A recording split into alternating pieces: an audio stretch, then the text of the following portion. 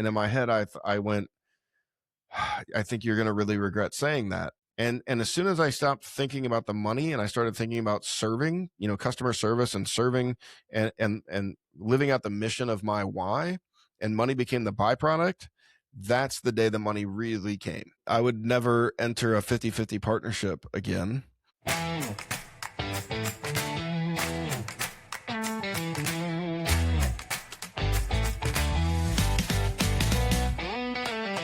Hey there, and welcome to From the Ground Up Show, the show where we encourage and inspire the next generation of free-thinking leaders by telling the stories of those that have been there, done that, and are still getting it done, building a life that they love with their hearts, their hands, and their hustle.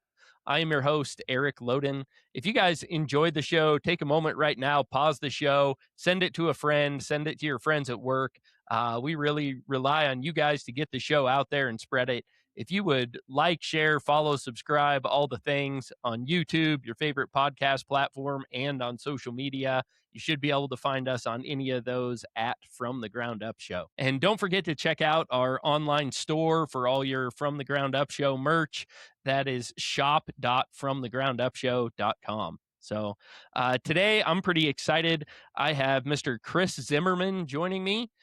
He runs a number of businesses, starting with a very successful roofing company that has spun off into a few different things, including a testing laboratory and a new AI company called Gladstone, as well as being a successful businessman.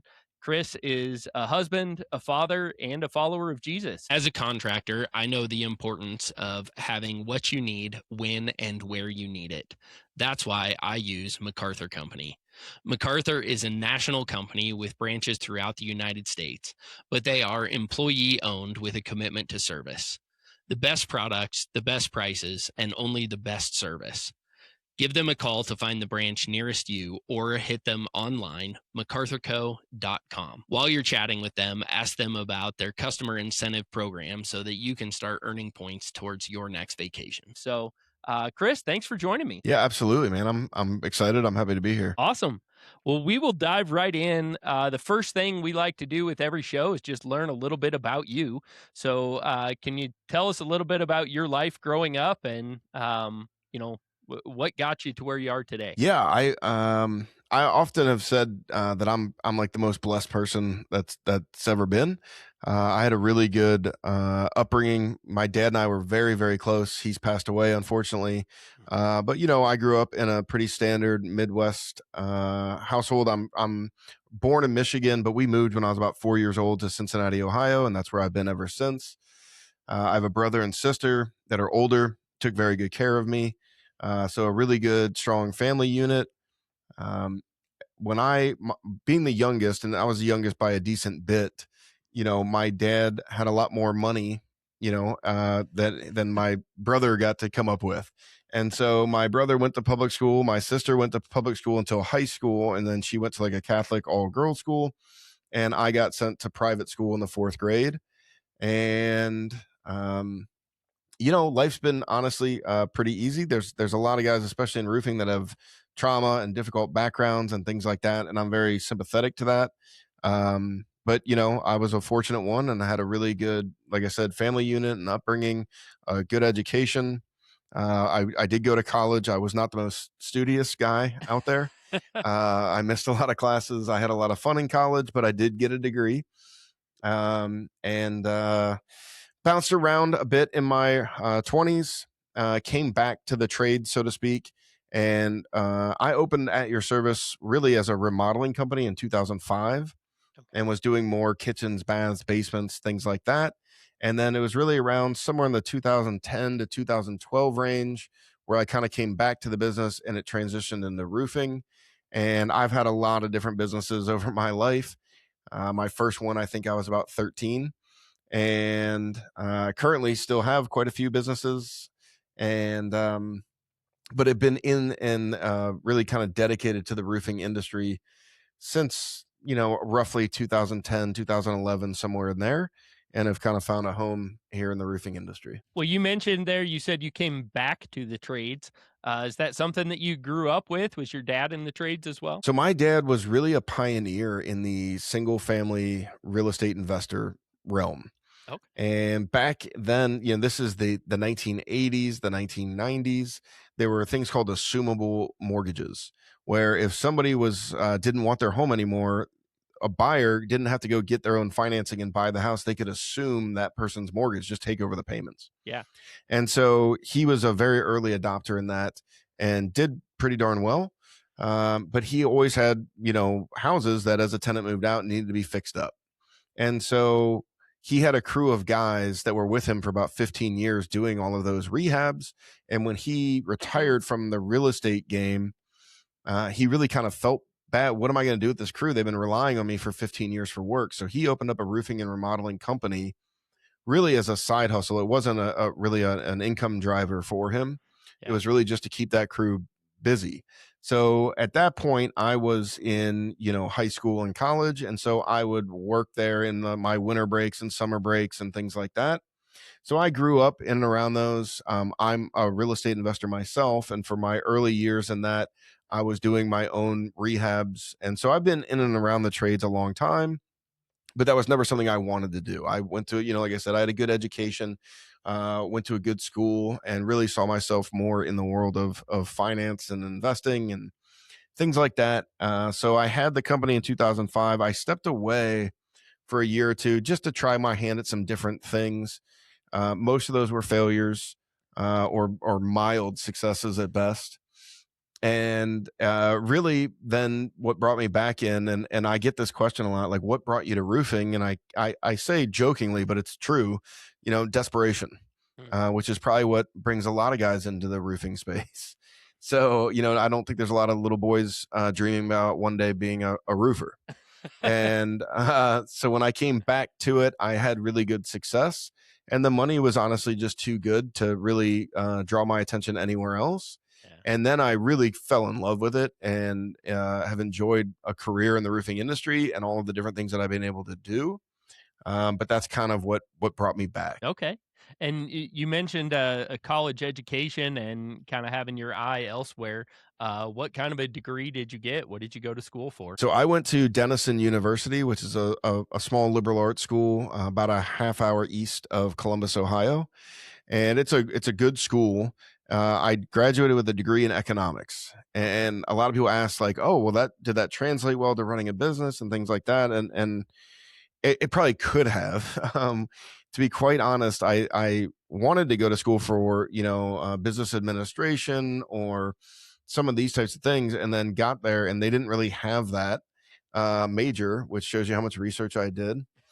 And I remember sitting down at like orientation with like a counselor, and they said, "Well, the closest thing we have to that would be economics." And I said, "Okay, well, what are the credit requirements?"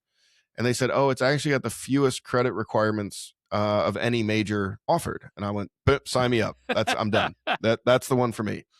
And so, I did okay in school. I was always a B student.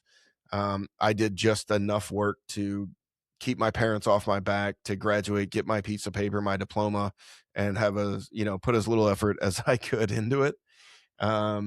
And so, I do have a very good education. I went to a really good private school here in Cincinnati, and then Denison. Well, I know we talked about it a little bit in your intro. You alluded to it there. You run a number of different businesses. Could you run us through the list real quick? What all do you have your fingers in? So, let's see. So I've had At Your Service Roofing for 20 years, or 21 now. We're headquartered in Cincinnati, Ohio. We have a branch in Cleveland, Ohio that we just opened. About a year and a half ago, and that's gone very well. And because of how well that's gone, I think we have the opportunity to launch branches, and I think that we're going to start expanding. We're not committed to that plan, but I envision adding one or two locations probably a year for the next couple of years here. Okay. And so that's really been the primary driver. But about 3 years ago, a guy by the name of John Cenac, who, if you're in the roofing industry, especially on the restoration side, I would imagine you know that name. He reached out to me, and we met, and he asked me to speak at one of his events, and that went really well. So he asked me to speak at a few more. And the next thing you know, over the course of a winter, I probably did 10 or 15 events with him. And on the way home from one of those, I said, John, this has been a lot of fun. I really appreciate it, but this will be my last one. And he said, well, what are you going to do? What about all these people that you've met that want more content from you? They want more information. They're asking you to consult for them or mentor them. And I said, well, I'm going to put together, I'll probably just do a thing by Zoom and charge a pretty light fee. And we'll just do a training or two a month, and I'll do it kind of that way. And John got real quiet. And I thought that I kind of pissed him off, to be quite honest. And he said, well, that's a pretty good idea. Do you want to do it together? And I said, sure. And that conversation that bore a company called Master Your Craft. And so Master Your Craft is a consulting company, and we do a lot of different things, but at the core, it's an online community of roofers. And our mission is to create a community of like-minded contractors committed to protecting homeowners and running a good, clean business. So we do 3 trainings every month. In fact, I just got off of one about an hour ago. Then we have Unit 5, which is another company that John and I started, which is an ice impact testing laboratory. And that is something that I'm really excited about.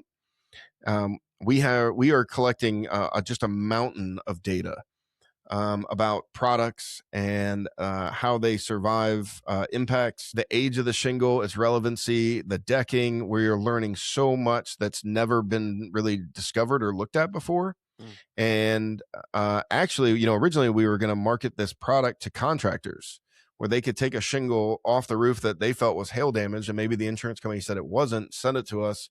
We could perform testing and then give some pretty good evidence back. And we do actually do that, but we've really found a lot more in the testing on the manufacturer side. So there are very well-known shingle manufacturers that have us testing their products. We actually have a couple of kind of proprietary things that nobody really else has that we're able to look at. So that's been really cool. Another one that we just really launched, we just did our soft launch about a month ago, is an AI platform, an AI software. The easiest way I can describe it is that John and I and a couple other core people have downloaded our brains into a closed AI, and it streamlines communications for roofing, contractors out there. We spend a tremendous amount of time writing emails to our customers, maybe to an insurance adjuster, to whoever. And John and I have been training and teaching guys for a long time. And a lot of those guys understand the content, they grasp it, but they still have trouble communicating it. Yeah. And so now that software is able to, basically, I say, imagine if John and I wrote every single email for your company, how much quicker you could onboard new sales reps, get them up to speed, how much time you would save. So that's one that I'm really spearheading. And so it took us about a year and a half to develop that. We went through beta testing for about 4 months, which is great because we can take it right to the Master Your Craft community of contractors and get great feedback. And then we did a soft launch about a month ago. We've got about 100 active users. We've got a wait list of about 300, might be more like 400 now. And we are planning a target of a full launch on July 1, Okay. where anybody will be able to go in and register an account, get onboarded, and start using that product. I also own True North Solutions, which the best way to describe that is a standard kind of supplement company, which I've not pushed. It was more of a test market, a test run, and we learned a lot, and it's there, but it's not really fully functional. I have my real estate investing. And then the last thing I have is kind of my own consulting brand. I'm a part of the Owens Corning University. And so I signed with Owens Corning last year. They had me in about 30 to 40 different cities over that year, Wow. teaching roofers to do what I do. I teach 5 different classes for them currently. And so I also do a lot of private trainings where another roofing company will have me in. I'll come on site. We do a couple onboarding calls. I come in on site, spend a day. And that's on a wide variety of different things. That could be on retail sales, restoration sales, culture, hiring, recruiting, all kinds of different things. And so that keeps me all pretty busy. I also try to stay married, raise my 4 boys, coach football, and do some other, try to, actually have a hobby or two, which is pretty tough these days.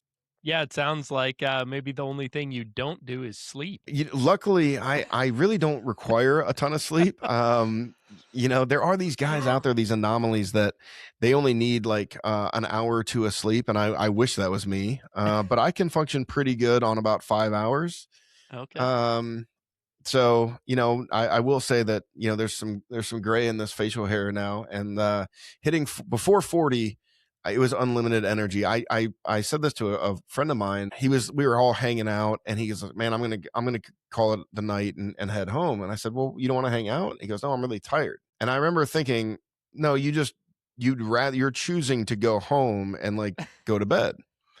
And it hit me after I turned 40. I didn't really understand what the word tired meant. I just had this like unlimited energy.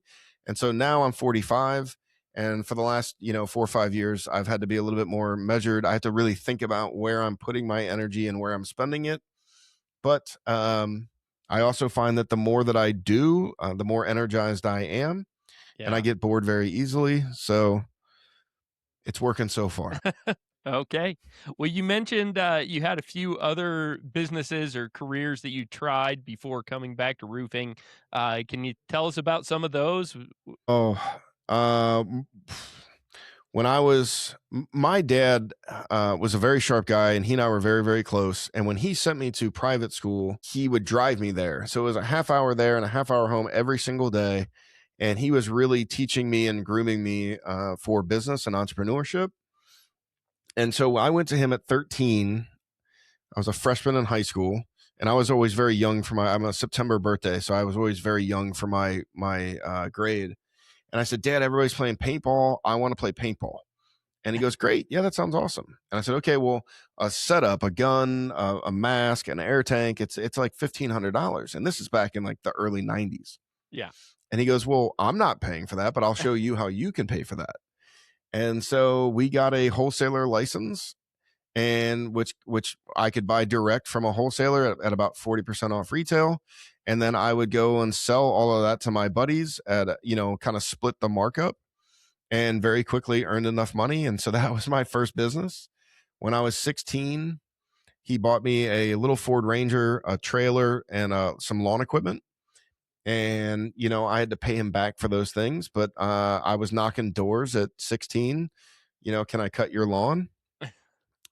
Had some other, geez, trying to even think of all of them. I had one that was on dealing with travel agents, and basically Lending Tree had come out years ago, where if you needed a mortgage, you filled out the thing on Lending Tree, and they sent that to 4 different lenders who competed.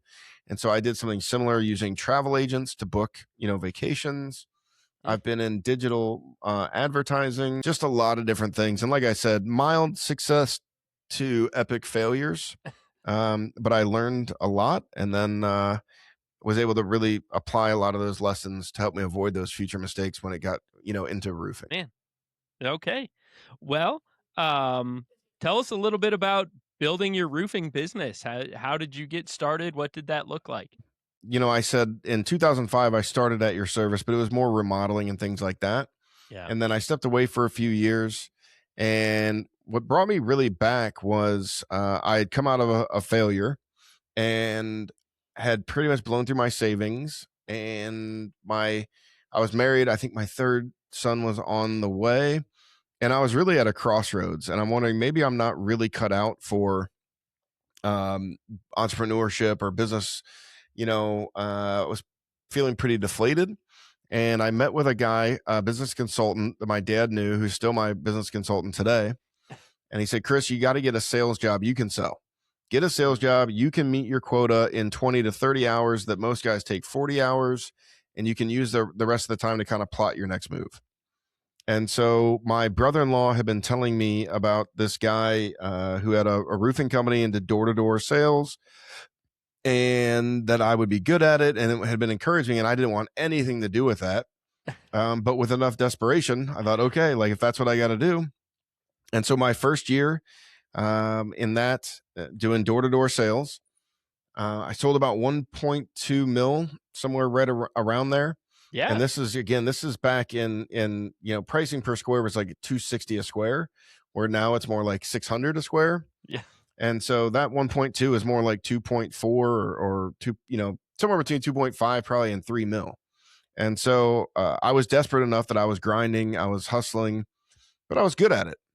Yeah. And that off season, I went to the owner and I said, "Hey, I can build a sales team.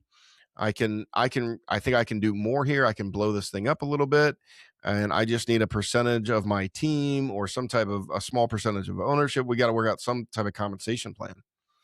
And he said, "Well, Chris, if I don't want to do those things. And if you have a better opportunity, I suggest you take it."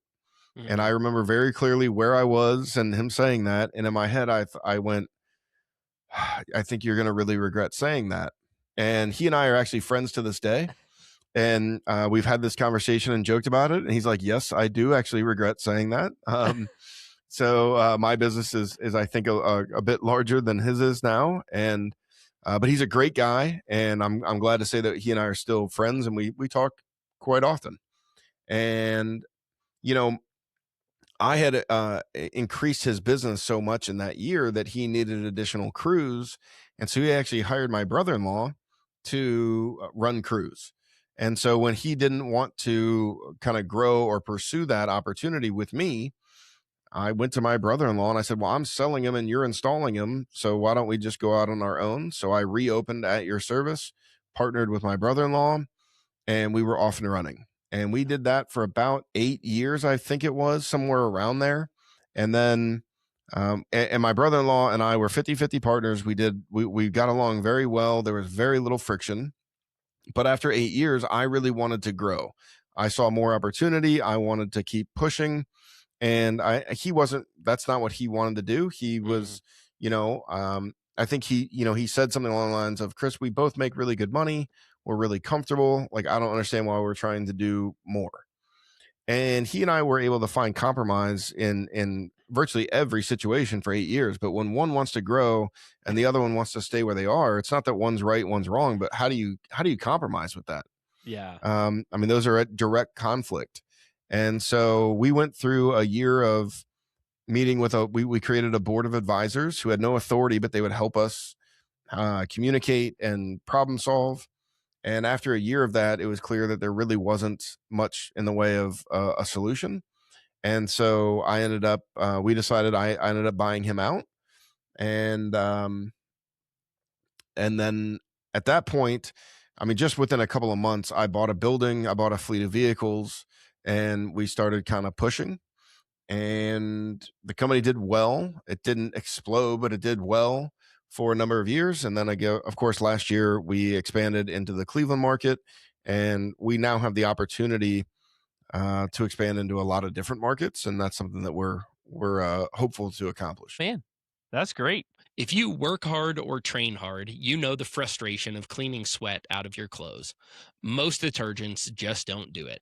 They don't remove the sweat, especially from synthetic fabrics. Instead, they just mask the smell with strong fragrances. Do you ever wonder what those fragrances do to your skin and your body? You are left with flowery smelling, stiff clothes that start to stink immediately if you sweat even a little bit. The sweat wasn't really removed, it was just covered up until it gets wet again. Into the frustration with Athlete Fresh, a detergent designed specifically to get sweat and grime from all fabrics, including your favorite synthetics. It gets deep, breaks down bacteria and sweat enzymes, and rinses clear. No residue, no stiff clothes, no fragrance, and no stink.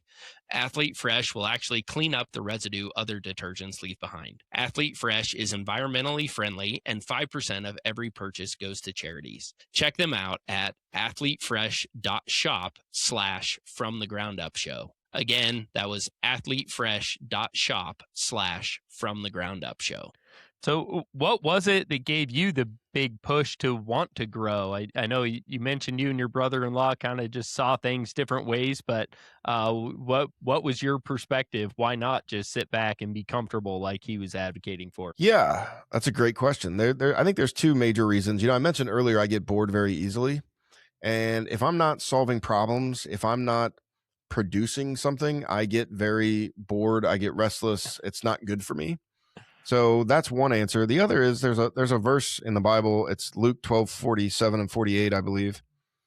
And it says, to those who have been given much, much more will be demanded. To those who have been trusted with little will be entrusted with much. And I've always, I'm not a believer in like life verses or putting more weight on certain scripture than others, but that always spoke to me because, I was given a good family. I raised in the Midwest, which is a good, safe part of town. We were middle class, upper middle class. I had a good education. I had all of these things, and I felt that I had been given much, and therefore much more was demanded of me. And for Yeah. me to stop there and just say, well, it's a good income, a good life that I'm providing for my children, it just felt like a waste of the God-given talents and gifts that I had. And Mhm. I could not live that way. I would have been very miserable. And that's why you see today, I've grown the business, and, a lot of people in the roofing space these days, private equities here, and there's a lot of companies, the exiting is, scale and exit is this big push in the industry. And I get asked that question all the time. Is that your plan? And I say, absolutely not. I would be bored. I don't have necessarily my next plans. I have no interest in doing that. I'm having a lot of fun running the business. I actually don't have to run the business per se anymore. I'm really at the point where I finally worked my way out of the business, and most of my time is spent on other companies, other businesses. And so, um, yeah, I mean, that's just kind of where we ended up. But I have no interest, even if I were to exit, I could sell all of my companies and have I'm going to go work somewhere. Like I can't Yeah. just, I have no interest in golfing, 5 days a week at this point in my life. So I'm going to be putting that time and effort somewhere. It might as well be here in the industry that I've kind of grown to love. Awesome. So I know you mentioned you came in somewhat reluctantly. You tried to do almost anything else and wound up roofing kind of out of desperation.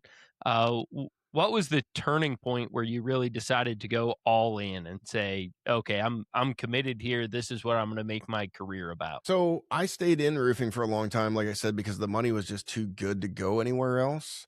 Yeah. But it was really about 2021. Okay. And we were mostly on the residential restoration space. So most of our volume was homeowners that had an insurance claim, primarily wind damage in the Cincinnati, maybe the occasional hailstorm. And I had gotten really bored. It was actually, it was easy back then. Before 2020, that business model was easy. Yeah. And it was just on autopilot and kind of rinse and repeat. And I just didn't have much joy. I didn't have problems to solve. But when COVID hit, the insurance companies really pivoted, and it's a whole other world now than it used to be. And that's actually when I got the greatest satisfaction and joy. I had a lot of problems to solve. I had just there's constantly tweaking systems and processes, innovating new strategies and techniques, reinventing the business. I actually kind of burned the business to the ground last year and rebuilt it under a new model. And so all of those things really keep my attention and um, provide a lot of joy for me. And so when I really decided it was 2021 when I was like, "Oh, I love this now." And then really it was when John Cenac called me up randomly. I think it was 21. It may have been 22. And I remember him calling me, and I had his number in my phone because we had a random call some other time. And so John called, and I see it on my phone, John Cenac. And so he starts, introducing himself. And I go, John, yeah, I know who you are. You're the goat. In my mind, John Cenac and Adam Bensman are the two goats of that side of the roofing industry. Those are the two guys that I followed. And I said, John, I know who you are. The question is, why are you calling me? Yeah. And it turns out that at that time, my company was the largest user of his product, NTS, Name That Shingle, where you pull a shingle off the roof, you send it to him, and they identify the shingle and give you a bunch of information about it. It's somewhat similar to ITEL, except it's accurate and actually good, solid information. And he said, I want to come in and take you out to dinner, and I want to get to understand what you're doing, how you're using my product, because obviously you're doing it very effectively. And I want to learn from you so that I can teach other roofers and they'll buy my product more. And At that time, in my mind, I was an above average contractor in roof in Ohio. Like I'm just another guy in and as John and I got to know each other and I started speaking at his events, what really did it is I said, John, I just figured out this one thing and that's cool and I'm glad to help, but that's really it. And he goes, Chris, I consult for hundreds of companies all across the country. I see the back end of these other companies. I see their systems and processes. I meet with them. He goes, I am telling you, you are way beyond, you're in the top 1% or you're way beyond. And that actually hit me. That was evidence. It was like, okay, this guy actually travels the industry. He knows so much. That made sense to me. And that's when really the light bulb went off for me. And I kind of believed in myself and my abilities. And then really from there, John and I have been on just a tear for the last 3 years. We built Master Your Craft, which is probably the favorite thing that I've done in the industry so far. But now we have Unit 5, we have Gladstone. I'm speaking for Owens Corning. I'm doing private trainings and consulting. And really, John and I are really close and good friends at this point. But I go, if you never pick up that phone, you never come in town and go out to dinner, none of these things ever happen. Yeah. And it's crazy what has resulted out of him just kind of having that quick thought of like, hey, let me look at my customer list and see what stands out. And he's like, oh, there's this company in Cincinnati that, okay, like, let me just reach out to them. And what that's done for both of us has been pretty incredible. That is a great story. That's really interesting. John and I talk about this thing called allies, not enemies. Because in the roofing space, you get there's a lot of ego, there's a lot of pride, a lot of machismo. And so most roofing companies, it's like West Side Story type stuff. You run into another roofing company and it's like, are we about to throw down? And so just last week, it was last Friday, there's a roofing company from Dayton, Ohio, Columbus, Ohio, and my roofing company, a handful of guys from each one. And then Chuck Toki, who is a rock star in the industry and really in just retail sales in general, in everywhere in home services. As well as John Cater and a number of other guys. And we all got together and had cigars and bourbon and just chatting. And I really try to encourage guys. Like, I've started to realize that your net worth, there's a saying, your network is your net worth.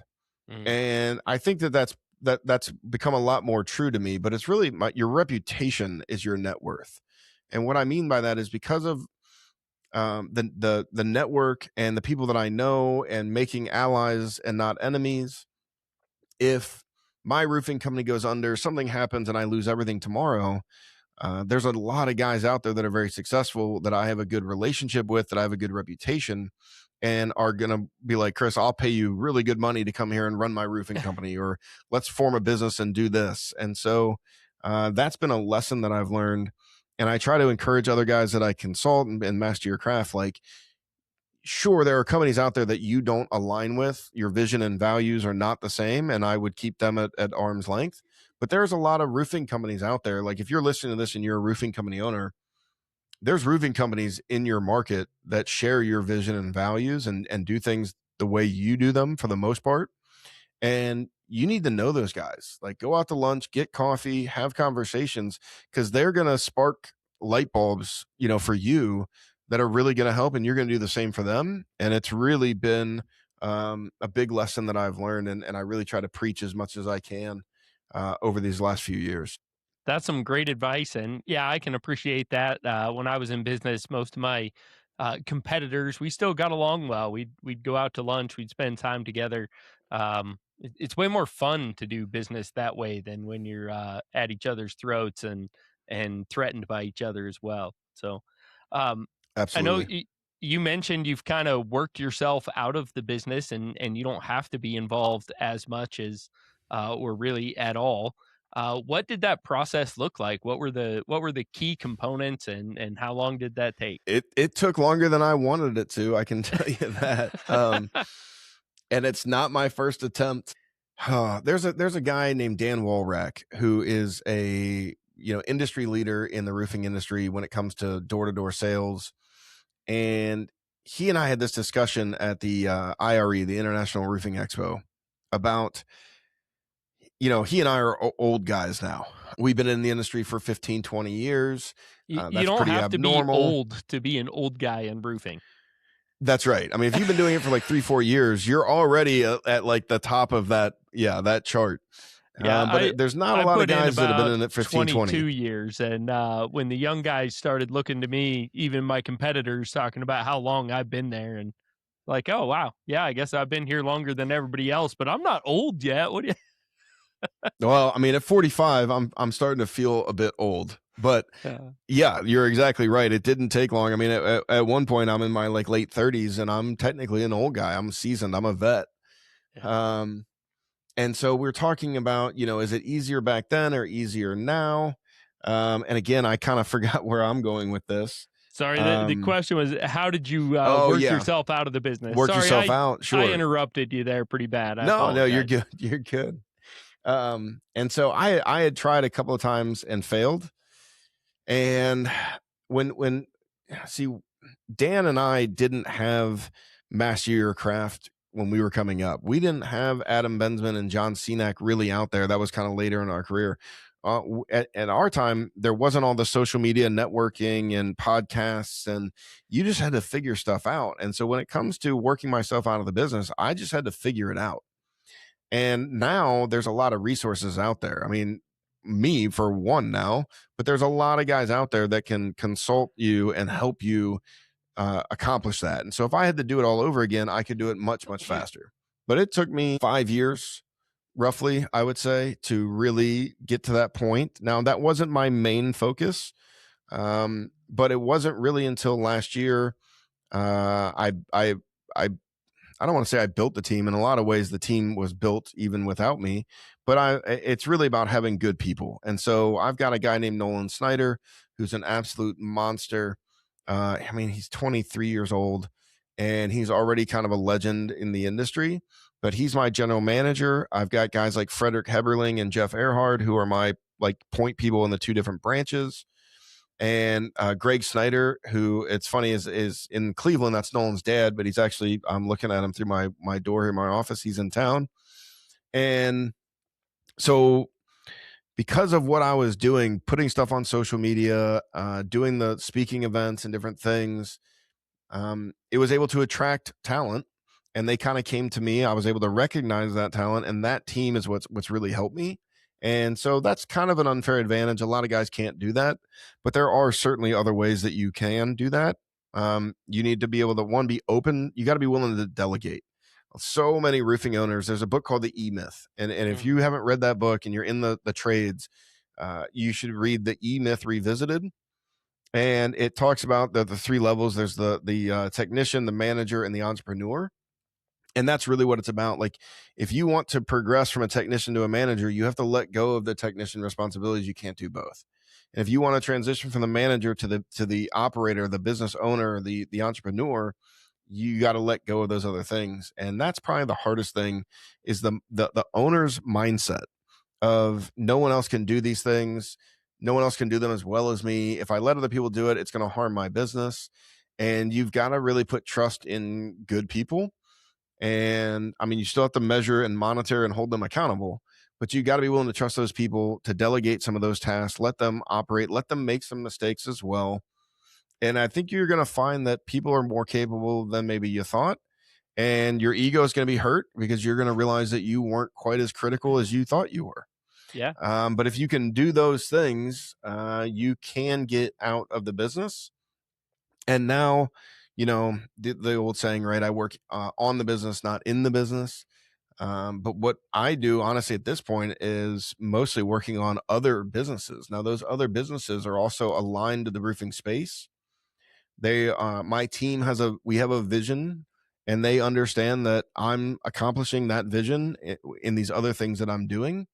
And so it's not that I'm choosing these things over them or I'm no longer interested. It's that we know exactly where we want to go, and we know the fastest way for that to happen is for them to run At Your Service Roofing, and for me to be doing the classes and the speaking and the consulting and those types of things. And so there's really good alignment there. And that's another really key piece. Like, you cannot get out of the business if you don't have a vision for what the business needs to look like. And if you don't Mm.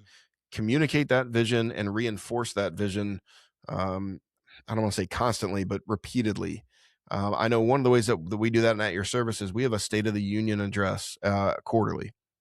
So once a quarter, I either do it from the Cincinnati branch or I go up to the Cleveland branch and the other branch zooms in. And it's not about our numbers and revenue and goals. It's about our core values, our vision for the company, our mission. Are we accomplishing them? Celebrating things, and making sure that we're all on the same page and, reinforcing that vision. Because a pastor that I used to meet with for close to 10 years, we had breakfast every Monday morning. One of the biggest influences in my life, but he had a saying that vision leaks. Yeah. And as an owner, it's very tempting to be like, well, we had that conversation. I told you guys this, and like it's 2 years later and nothing else has been said about that. And so that will leak from your people's minds. You have to be constantly reinforcing the really important things, which I believe is the vision, the mission, the core values. Man, that's some good advice. And yeah, that's hard to do. I've heard it say that your job as the CEO is to be the CRO, the chief repeating officer. You got to repeat it, repeat it, repeat it. So that's pretty good. I would tell you that right now, my job here is to keep an eye on culture and communicate. Really, if I were to boil it down, I need to be communicating with my general manager, Nolan, and be a resource for him and be kind of grooming him and teaching him, because he's a young man. And then I need to have my eye on culture and just recognize patterns and catch things before they're a problem, bring them to the attention of Nolan and the leadership team. But outside of that, that's really my primary functions now, as far as At Your Service goes, which gives me the bandwidth to do all the other things that we kind of talked about earlier. yeah, that's really cool. What was the most difficult step from when you started out to where you are today? One, like kind of repeating a little bit of what I said, was getting out of my own way. I was sitting, my business consultant has a networking group, kind of like a mastermind group. And so these are all either owners or CEOs. And there's maybe 10, 15 guys in there at any one point in time. We meet once a month. And the guys were talking about something and the light bulb went off. And I realized that the number one, the biggest constriction, the biggest choke point, bottleneck in my company was my mindset. And I would say things, or I would think things like, well, I don't, there's a limit to what we can do here. We couldn't possibly do this. I just don't see that. And that mindset, that limiting belief, was killing opportunity, was killing a lot of things. Mm. And when that mindset switched to a mindset of, we can do anything, it's just a matter of how much money and how much time we want to spend, the world opened up. And it really was kind of that. I mean, don't get me wrong, it wasn't easy to switch the mindset, but once that switch was flipped, that was really it. I mean, now opportunities opened up. The team bought in more. We started growing. There was upward mobility for the team. So that was certainly a big, big part of it. My willingness to delegate and trust in my people. When I first took that step, and for many years, I sold probably half to 2/3 of the volume of my company. Mm. And I thought, well, I'll never be able to get out of that. How could I replace that? I'd have to, and when I finally just bit the bullet and said, you know what, I'm going to do it. I'm out from selling. I'm going to get out of the field and I'm going to be in the office, which was not fun for me. I like being outside. I like talking with people and interacting with my customers. And so it wasn't really what I wanted. It was what I felt was going to be best for the business. We had plateaued. We're never going to grow past here if we don't. And I just bit the bullet. And the whole time I'm waiting for like the bad reviews, the botched jobs, the unhappy customers. And it just never came. And what I realized is, perfection, what's this saying? Perfection is the enemy of good, or I'm not saying that right. But, I was always searching for perfection. And what I had to realize was good enough is good enough. There's not, name a company that's of any size or influence that's perfect or like, just really flawless and excellent. Like they don't really exist. Yeah. And so if you want to have that mindset of a perfectionist and everything's got to be done perfect, that's admirable, but you're never going to be able to grow. You're really limiting yourself. And so when I bit that bullet, I realized like, hey, my sales guys are out there, they're closing. I'm not getting bad reviews. I'm not putting out fires. Man, I guess, is it as good as what I would have done? Probably not, but it's good enough. Yeah. And getting okay with that uh, took some time mindset wise, but once I did, that was kind of it. Yeah. I like oh gosh, I know I've heard Craig Rochelle say it. I don't know if he's the one that came up with it, but if somebody can do it 80% as well as you can, you need to let them have it. So 100%. I agree with that very much. I was on a phone yesterday. There's a guy who's in Master Your Craft and he calls me and his two of his production guys came to him and said, I got another job offer. I might be leaving. And he mentioned that he goes, well, I was actually going to have like a performance review with them anyway, because I don't feel like they were doing as good a job. I'd give them like a B plus. And I was like, oh, hold up. I was like, I'll take B pluses.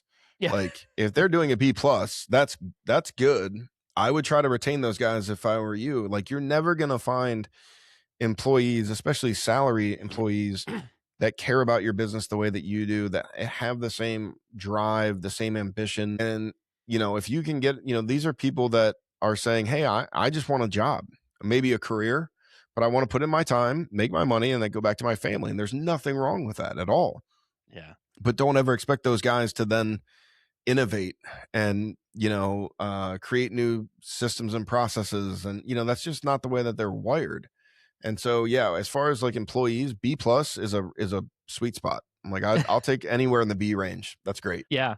Yeah. If they had the same attitude, the same mindset that you do, they probably wouldn't be working for you. They'd be No, out. they're going to leave and start their own company, which is Yeah. fine. Again, a lot of people in the industry complain about that. And I go, I don't want to ever stand in someone's way of making more money, of improving themselves.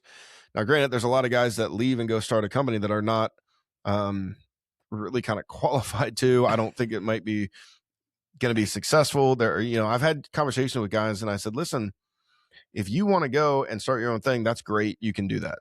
I see some holes. I think if you put in another year, maybe 2 here, and I'll specifically try to teach you and fill in those gaps and help you there. And I think you're going to be better off. But if you want to leave, that's your call.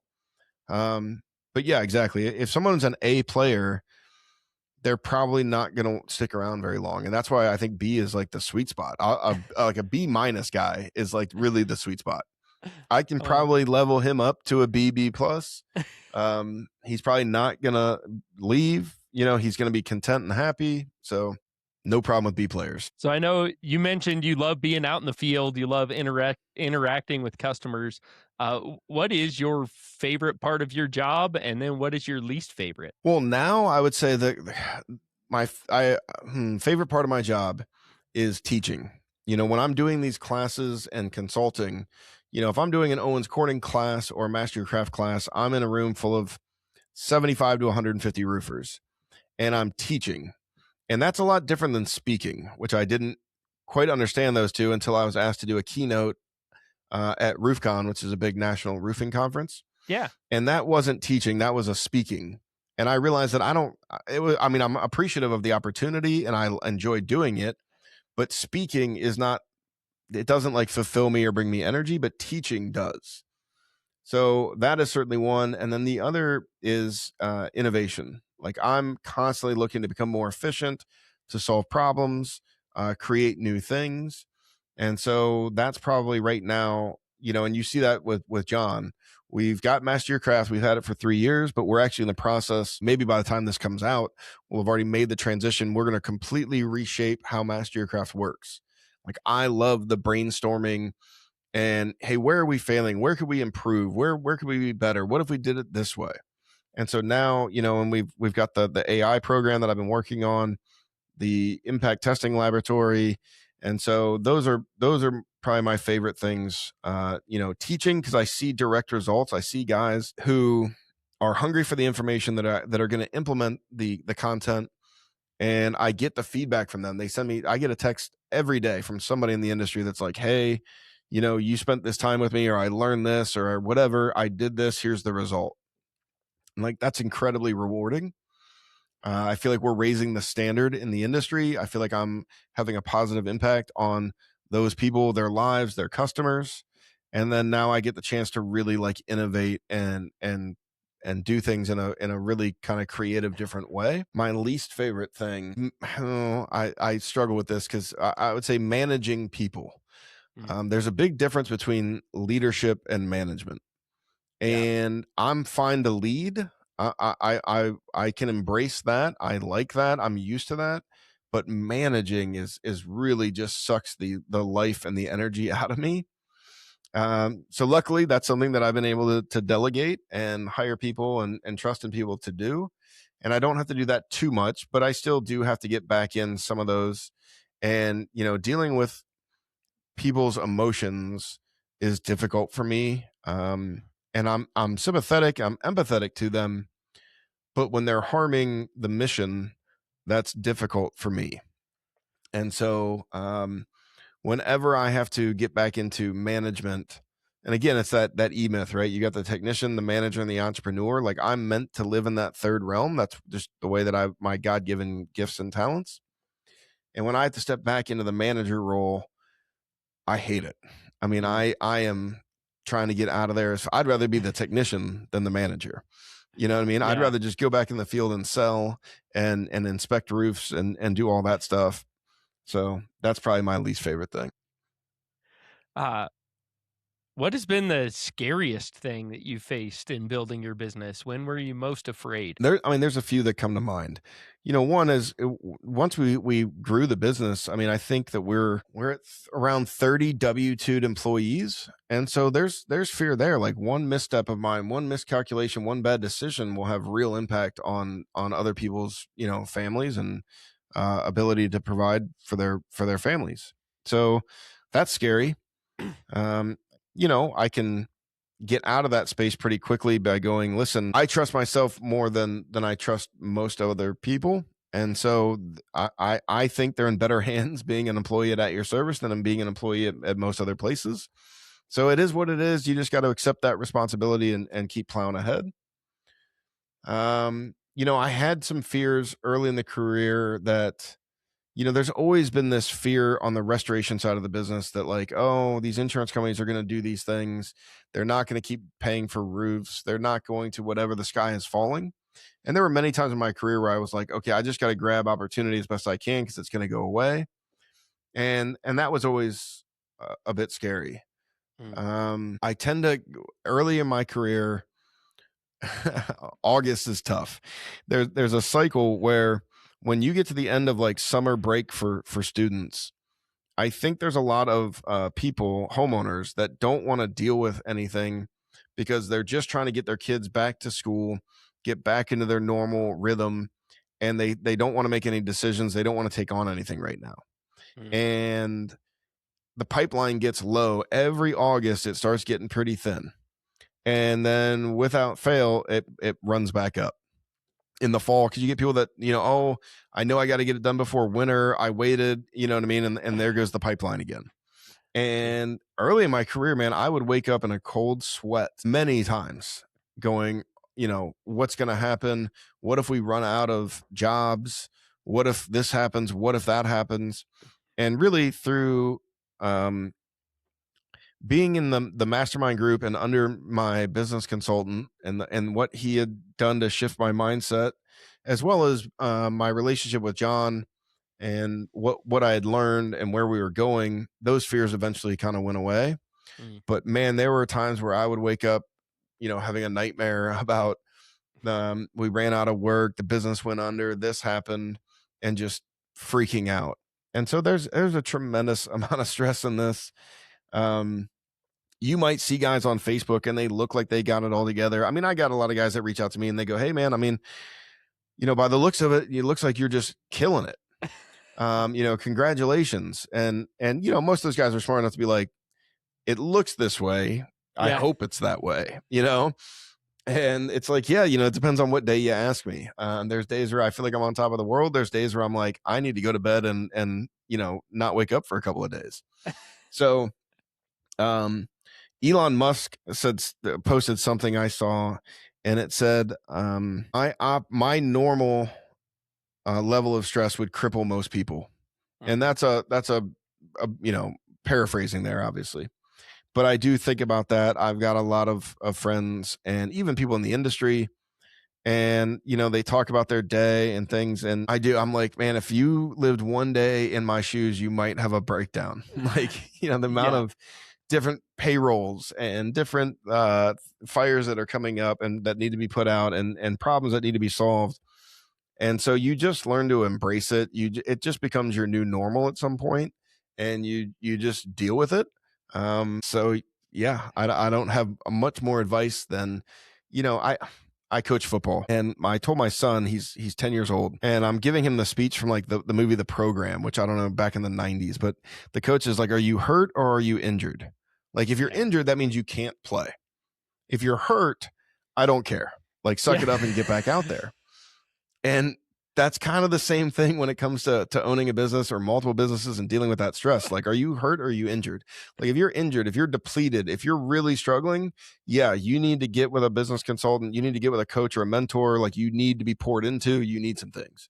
But like, if you're just hurt, like, yeah, that's you play this game, and that's how it's going to be. So you might as well just suck it up and just keep pushing forward. Man, I had that chat with one of my young nephews recently. He's 5, and he was whining that he needed a Band-Aid. And I said, man, if a Band-Aid fixes your problem, you don't have a problem.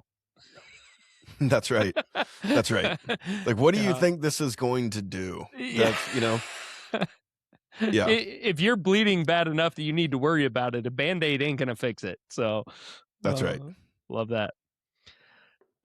Was there something that significantly delayed the growth of your business? And if so, how would you handle it differently? Yeah, I mean, kind of touching on this, which we talked about, was my mindset. Like, that's when I look back at like the real harm, the real choke point, it was really just my own mindset. I didn't believe that this industry or my market or whatever it was, that I couldn't really build. There was a time where I kind of resigned myself to being like, I'm just going to run a small roofing company. And I think that I can always make pretty good money and support my family. But, some of these dreams that I had of exiting businesses and having real like financial freedom, maybe I need to put those things out of my mind and just come to terms with the fact that I'm just going to, and there's nothing obviously wrong with that. Like that, that's great if you're able to provide a comfortable lifestyle for your family. And so, yeah, that was by far the thing that I regret, or I wish I could have solved that problem sooner. There's a lot of guys that come to me and they're like, Chris, and they're in their like late 20s, and they're really sharp guys. They're owners in the roofing space, and they're like, I want to get to where you are. And I go, whoa, hold up. I'm like, do you know where I was when I was 27? Like, I was coming out of a failure. I hadn't even had my next failure yet. Like, here's how much money I was making. Like, you're already way beyond where I was at that age. And, John Cenac posted just the other day a picture. I think it was he and I on stage, if I remember right. But it was like, what's the one thing that you've learned? Or what's your one piece of advice that you would give to your younger self, or something along those lines? And my comment was, be patient. You have time. And I've stolen that from Gary Vee. That's a message that I've heard him, kind of preach, and it's so true. Like, guys are in such a rush.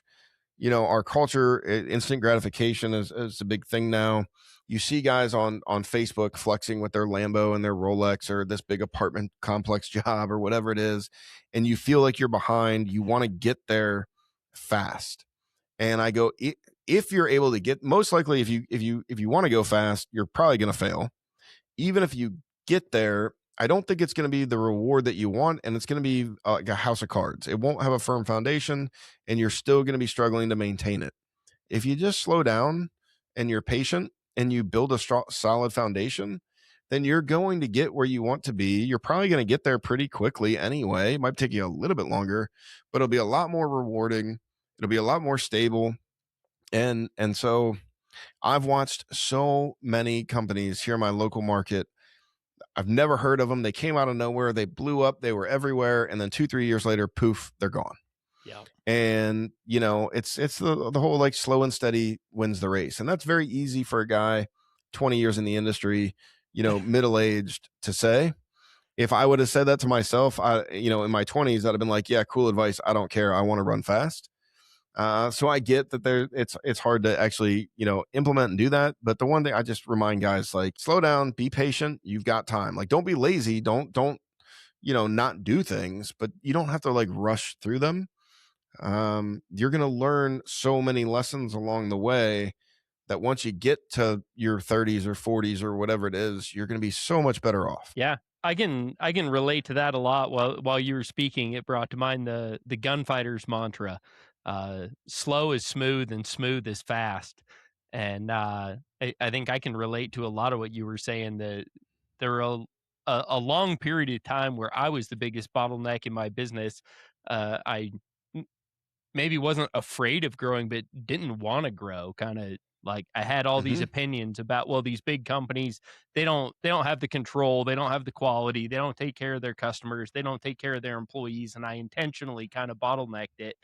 But we built that solid foundation, and so like you're talking about, when I finally kind of broadened my mind a little bit, and well, okay, those companies maybe don't maintain quality, don't take care of their guys, don't care for their customers, but it doesn't mean we don't have to. And started to grow. Man, the growth came fast, and I got a lot further than I expected to be because we had that solid foundation. Is that similar to your experience? Yeah, it's very well said. The keynote address that I did at RoofCon, that was a big part of it. Is that early in my career I was chasing money, and at some point in my career I realized that money isn't the goal, it's the byproduct. And it was really when I read the book Start With Why by Simon Sinek. And what is my why? Why do I wake up and have energy and want to go do this? And why do you love roofing? I mean, if you love roofing, why is a really good question to ask. Like, what, are you crazy? And so what I realized was I really loved helping people that were being preyed upon. And there's many different factors that are preying on your average homeowner in the roofing space. And I just didn't like that. It just didn't sit well. And so everything I was doing was about protecting homeowners from that. And as soon as I stopped thinking about the money and I started thinking about serving, customer service and serving and living out the mission of my why, and money became the byproduct, that's the day the money really came. I mean, whenever I was focused on money, I had some money, but it was okay. When I stopped thinking about money and that was my driving force, the floodgates opened and there came the money. So Yeah. No, what you said is spot on in my opinion. Yeah, that's good stuff. And I know I always felt the same way. There's a few competitors that I had a lot of respect for. And if I lost a job to one of them, I usually didn't worry about it. I knew the customer was going to be taken care of. I knew they were going to do good work. It's, there's enough work to go around, Absolutely. good, friendly competition. And then every once in a while I'd lose a job, and I wasn't upset that I lost the job. I was upset that my customer is going to be taken advantage of, because 100% right. I knew who was doing the work, and I knew how they were going to treat them, and I knew that I would be back there fixing it in a few years. And even with the promise of more work on the horizon there, those were the ones that really hurt, because that's great. You don't I appreciate they'll be fixing their mistakes. Yeah, but it's not right. No. There's a company here locally that just went out of business, and they've been around for a while. And if I told you that there's three, there's a lot of roofers in Cincinnati. It's a good sized town, but there's hundreds of roofing companies, and this would be in my top three, like, worst as far as. I mean, they at one point I remember checking, and they had over 45 complaints with the Better Business Bureau. And I'm like, I've been in business for 20 years. I've never had a complaint with the Better Business Bureau. Having one complaint would be like disgusting to me. Like, how did it get to that bad that they, so to have 40, tells you a lot about the way that they were operating, but they just went out of business. And I don't want to, have joy in other people's failures or anything like that. But the joy wasn't like my joy. It wasn't like, oh, now I'm gonna have more market share. Now I'm gonna sell more, make more money. And the thing is, like, thank God these people are not out there still harming, people that live here, Yeah. because we were replacing roofs that were 6 months old, 2 years old. It was just really really bad. And finally, and again, that's why I say, like, be patient, because there's guys on the groups all the time that are like, I can't believe these guys get away with this. I can't believe these guys, whatever. And it gets to the point where these younger guys start thinking like, well, if they're going to operate that way and they get to succeed and there's no penalty for it, maybe I'll just do it that way. Yeah. And again, it's like they don't have that firm foundation. It's a house of cards, and eventually it's going to crumble. And this one took longer than I expected it to, but it finally happened. And so, meanwhile, we're just kind of chugging along doing our thing. Yeah. Oh man. Well, I know we've talked about a few shifts that you've made in your mindset and your business, but is there a significant opinion that you once held and because of your experience you've changed your mind about? Oh, that's a good question. Say that, you repeat that question again one more time. Is there a significant opinion that you once held and due to your experience you've changed your position on? Yeah, I mean, one's coming to mind. I mean, I remember thinking like, I don't care what the broader industry is doing. I don't even care what's going on in my market. I'm just gonna be laser focused on me and my business. Mhm. And that's not a bad mindset, honestly. I don't have that much of a problem with it. But now that I do all this consulting and I'm in all, traveling the country, having a broader perspective on the industry allows me to see a lot better. It allows me to forecast what's coming, that might affect the industry, my market, my company. And so that would be one that I would think, it's good to have. To me, you got in the weeds, you've got like the 10,000 foot view and then the 30,000 foot view. And most guys don't ever get out of the weeds, and that's the real problem. um Once you learn these different perspectives, it's really good, but you don't really want to stay in any one perspective always. If I'm always at 30,000 foot, then I'm going to lose a lot of what's happening in the day to day, and I'm going to lose Mhm. touch with, my company, and I don't get any boots on the ground perspective. And so it's a discipline, and it really is a discipline to purposely shift your mindset between those three layers. Also kind of going back to the technician, the manager, the entrepreneur, it's basically the same concept. Is that like, yes, I know where I'm best used is at the entrepreneur level, the 30,000 foot view. But in order to be really good there, I have to get these other views from time to time.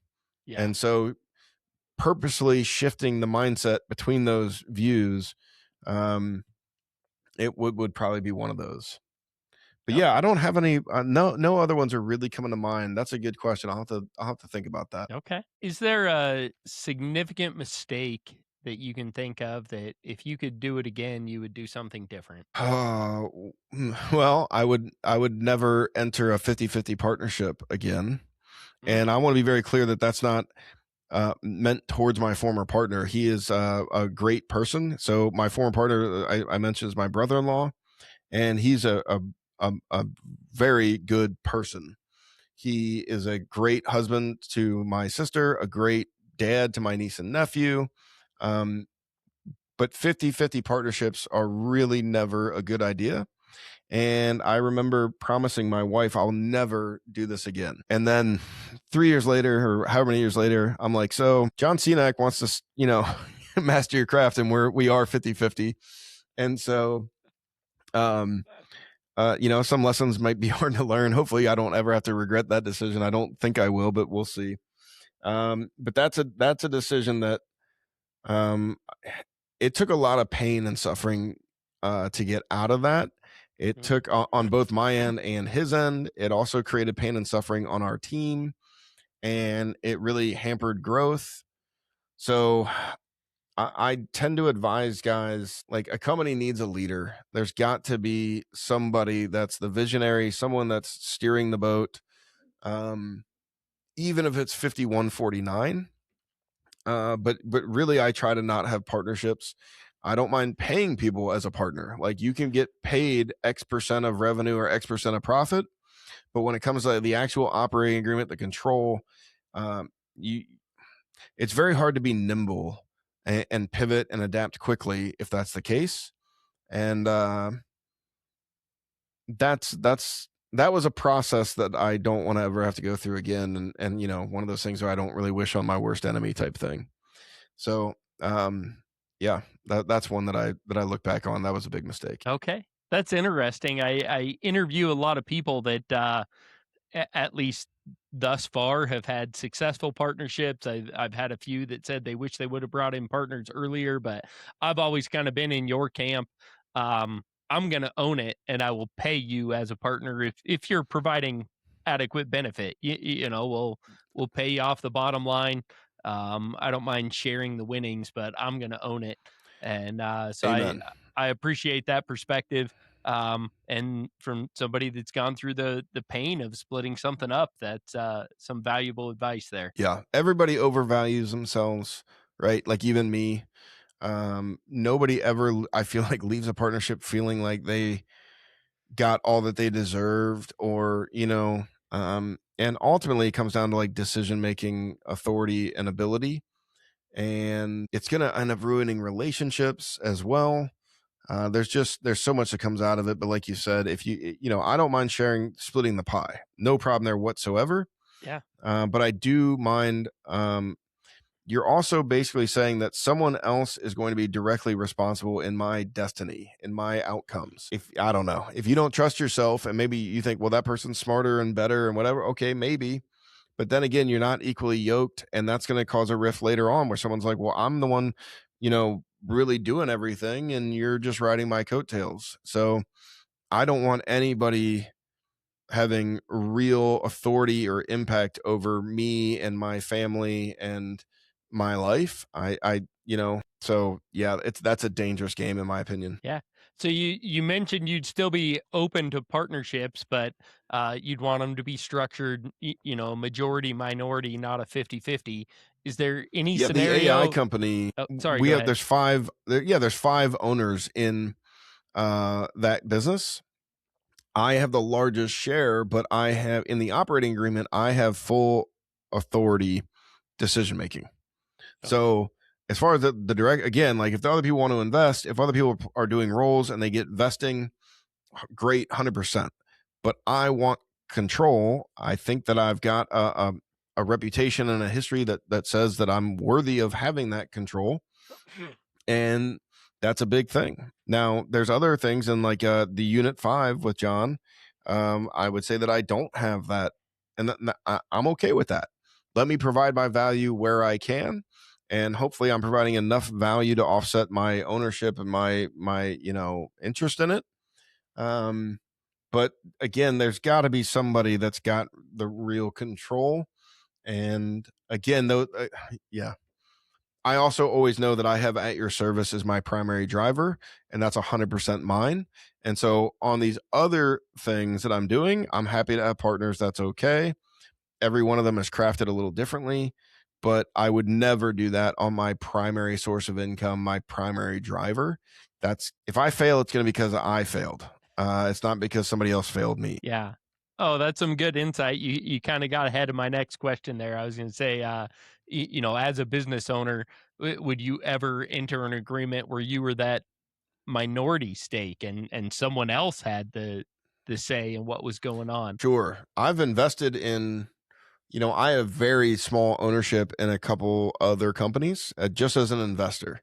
And even if I had like shareholder voting, my percentage is so low, it's irrelevant. Yeah. But yeah, there's companies that I go, I believe in that leader, that the CEO, like that's a safe bet to me. Or I believe in the company, their product, their mission, whatever it is. And so, yeah. And there's also like, I know how much I can do. I know that I can't properly lead and run and be the decision maker for 7 different companies. I Yeah. can't do that. Some people might. So again, I have my wheelhouse, and so I have at your service. And in Gladstone, I'm the decision maker, and in Master Your Craft, it's 50-50. But in some of these other ones, I do have the minority share. And honestly, I love having the minority share. I love not having the stress and the pressure and being along for the ride. And, it's a lot easier. So, but again, I would never be in that situation as my primary. Yeah. Yeah, That's a I good have consulted clarification. so many guys through an exit. They're like, I feel like I'm getting screwed. And I'm like, well, you are kind of, but you're the one that's responsible for it. Like, look at the deal that you made. There's a guy that I told him he's about to enter into this deal because this guy, I know a guy, he's going to be the money and he's got a successful other business and he's going to be the investor. And so I'm the minority, but I do everything. And I'm like, well, that's great for year 1 and year 2, but what are you going to do in year 3 when maybe you don't need what value does he bring long term? Like nothing. You're going to grow very resentful. He's not going to give you more ownership later because he just thinks you've earned it. Like that doesn't really happen. So, and sure enough, that was a big failure. And yeah, I've just seen so many times. Another one where there's 3 owners, and I'm like, that blows my mind. Why would you need 3 owners? Yeah. If it's your primary, hear me on this, guys that are listening.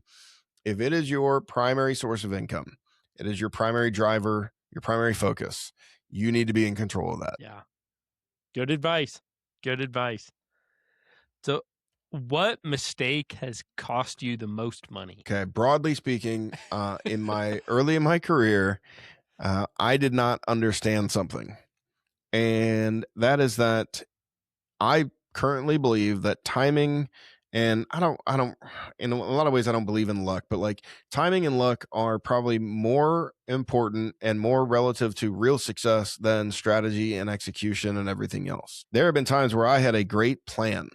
I had thought through things. I missed like one thing or my timing was just off. There's a certain company that I had, and we don't have to go into it, but my buddies will be like, holy crap, they'll like take a picture and they're like, weren't you doing that like 15 years ago? Or weren't you doing that? And I'm like, yeah. And they're like, man, like you were just ahead of the game or ahead of the time. The timing just wasn't right. And so I've lost a lot of money by putting all my eggs into a basket because I thought I had it thought out. I thought I had it, I had thought through all the scenarios and everything else. And then things that, don't get me wrong, I've also harmed myself through my own decision making plenty. But there's times where there's things that I could never have foreseen that I could never have predicted that. Yeah, those things hurt pretty good. And so now I have a much longer term focus. I'm always looking at least 3 to 5 years down the road and looking at what if these random things, and think about COVID, the black swan event that COVID was.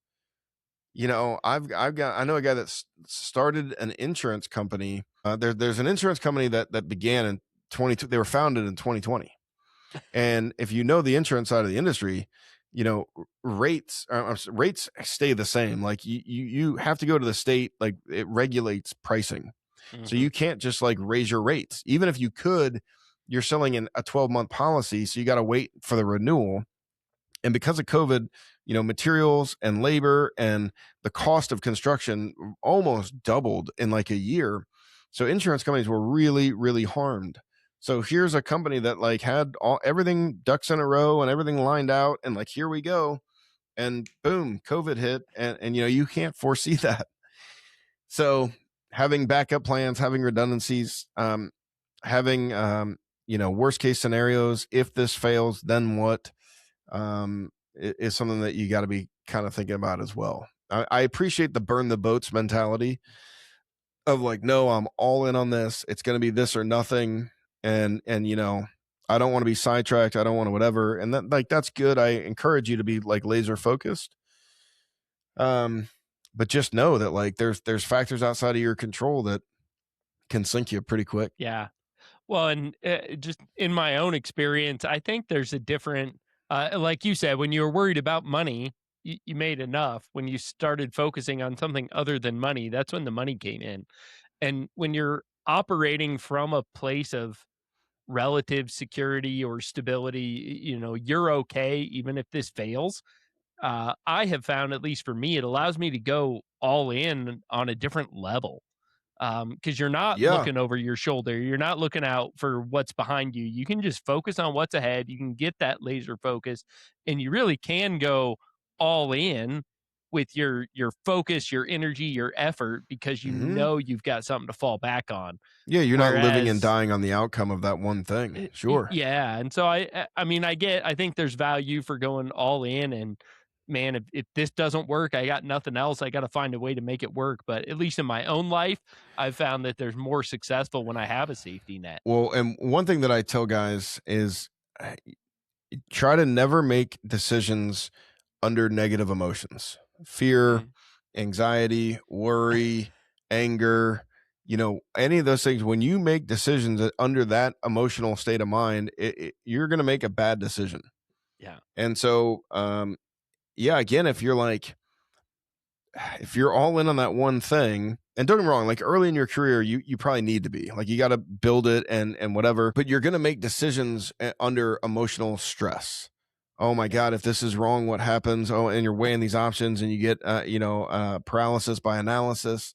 Where when you're not under that and you're not under operating and making decisions under negative emotions, you see so much more clearly, and you're a lot better at taking risks, calculated risks, and you're operating again at that 30,000 foot view where you just have clarity, and the game is fun. You're moving pieces around on the chessboard, and you're not standing on the chessboard dueling. And yeah, it's going to take you a little while to get there, but once you do, it's a good spot to be. Yeah, and I think there's a lot of decisions that if you're looking at the big picture, there's a clear right decision, right? So, 5 years from now, this is going to be the best decision. But when you're in a situation where I got bills to pay this month, you don't I get to know look this is at the right the decision, but I can't do that, so I'll have to do exactly. this, Yeah, you and you then you're can't cooked. make the best 5-year decision. You have to make the best this month decision. And Yeah, there's things I look back dangerous. on my time running a business and I'm like, "Oh man, if I knew where I was going to end up or if I was making that decision again today, I would make it vastly differently." But at the time in the situation, that was the only choice I had. And again though, like I don't know if you can really understand that unless you go through some failures early Mhm. on and learn some lessons. Like you can listen to guys, like this podcast, you can read books, but experience is the best teacher. And so again, that's where I'm like, take your time. Like I've failed so many times, like a bunch of times. And ultimately, like that's a big part of the reason for whatever success I have had. That's a big part of the reason why. And so if you're just rushing trying to get there, yeah, you haven't learned those lessons, and you're gonna have a my failures were small failures.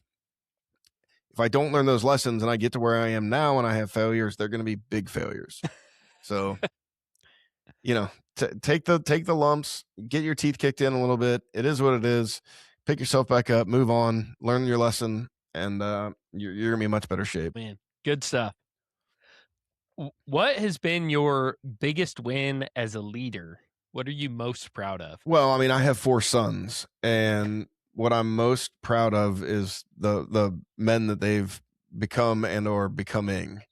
My oldest is a senior in high school. He's graduating here in a week or two. Then I've got a current, senior, sophomore, 8th grader, 4th grader, and watching them become leaders, watching them, become young men and grown men, and seeing the way they make decisions and hearing some of the things. I struggle a lot of times where I think, am I spending enough time with my kids? Am I pouring into them? Am I dedicating enough? I'm doing all these other things, but then I hear them say things and I'm like, oh my God, they are listening. They do, you know what I mean? Yeah. And so that's certainly something that I'm going to go to as far as proud of. As far as in the business world, the team that I have at Your Service Roofing right now has a lot of really high quality people, a lot of people that would most roofing companies would kill for just one or two of them.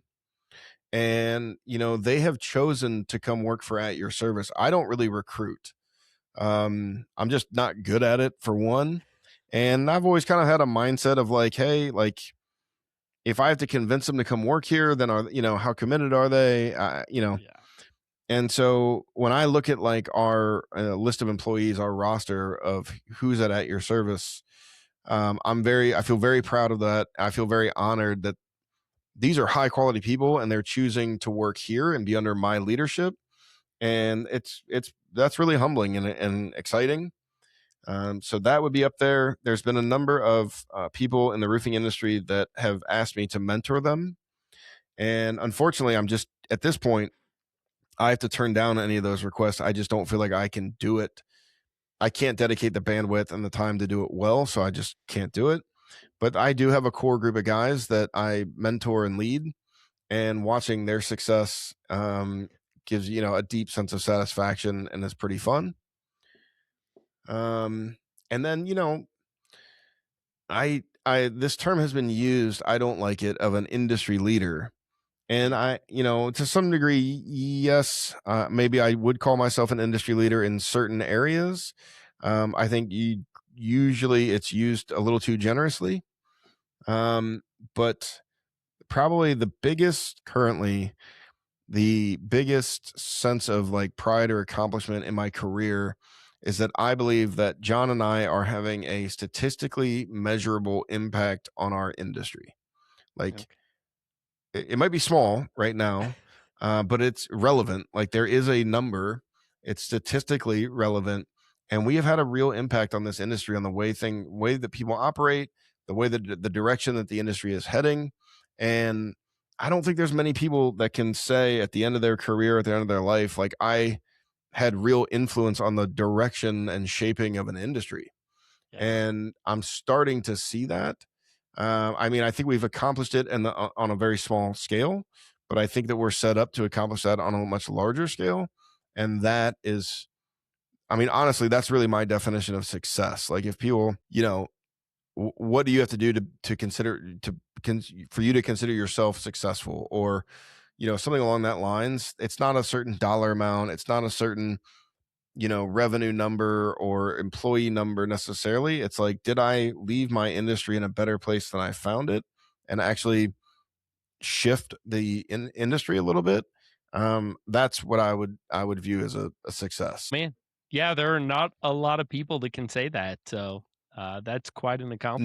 No, you look at any industry, and it's pretty hard to be like, man, that this guy or that guy really helped shape the industry, or really change the direction of it, or something like that. And I'm not saying that I've done that.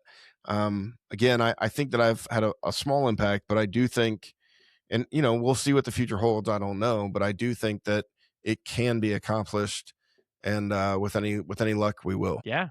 Awesome. Awesome. Well, I know you mentioned earlier when you first started out, your brother-in-law kind of put the crews together. You mentioned that you have about 30 employees now. What is the mix of those 30 employees? Do you guys use primarily in-house crews? Do you utilize subcontractors? How many sales guys do you have? What does that look like? So our employees are W-2 employees. Our labor is 1099 subcontractor. So the crews are not in that 30 number. Our gutter subcontractors are not, our siding subcontractors are not. And so each branch has an office admin. Each branch has a production manager.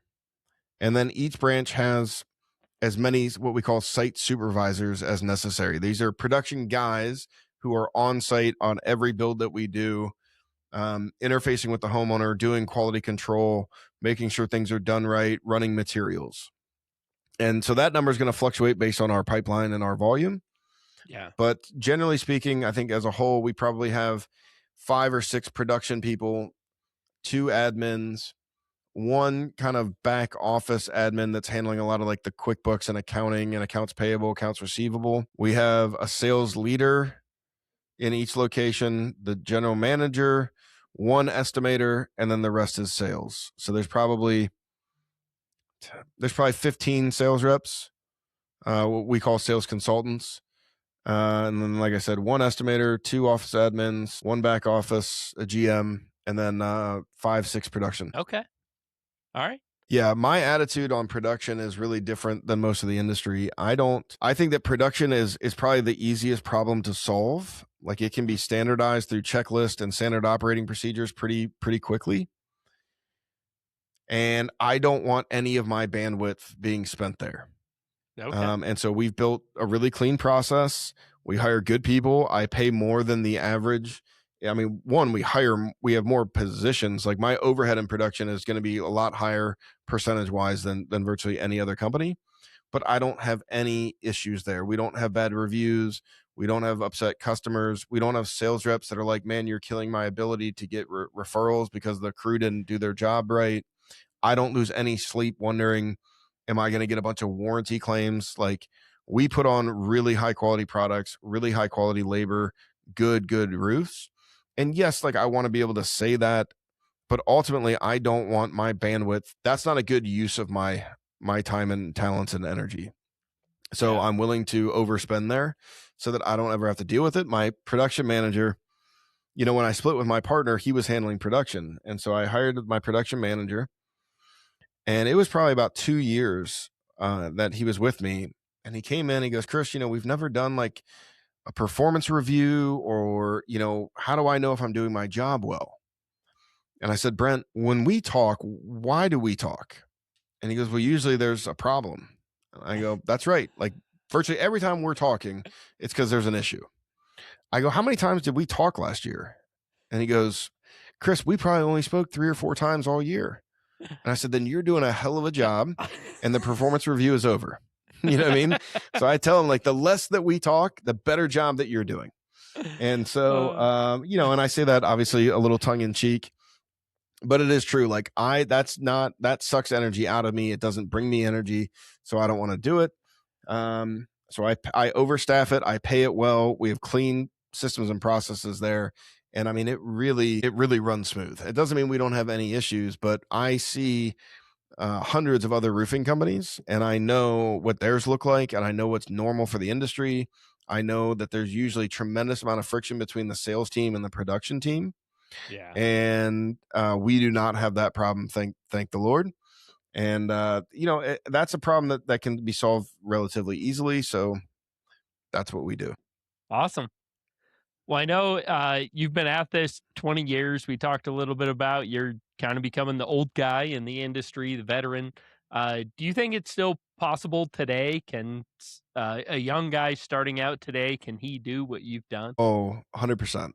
Yeah, without question. There's not a lot of secret sauce. The roofing industry, there's no barrier to entry, so anybody can get in relatively easily. Yeah, these days you can find a mentor, you can find a mastermind group, you can follow the gurus or the coaches or there's so much free information available on YouTube and Facebook. And so yeah, 100% you can do that. I think in some regards it's actually easier. We're going into a season in the industry what I would call like the thinning of the herd. There's a lot of companies going out of business right now that we've not really seen. And so I think that the opportunity is there.